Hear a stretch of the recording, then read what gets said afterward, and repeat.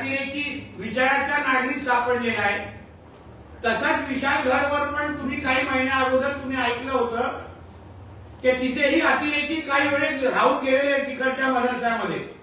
याकूब मेमनच्या त्या पद्धतीचा जो अतिरेकी होता ज्यांनी देश विरोधात अतिरेक्या कारवाया केलेल्या तोही तिकडच्या एका मदरसामध्ये सापडला होता।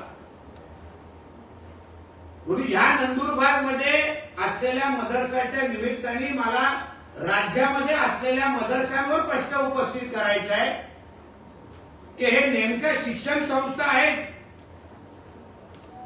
की अतिरेकी घडवणारे अड्डे आहेत।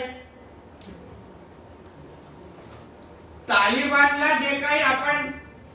जे काही मोठं झालं ते मोठे करणारे ह्या मदरसांमध्ये तर जन्माला येत नाहीत ना। हा प्रश्न मला ह्या निमित्ताने उपस्थित करायचा आहे।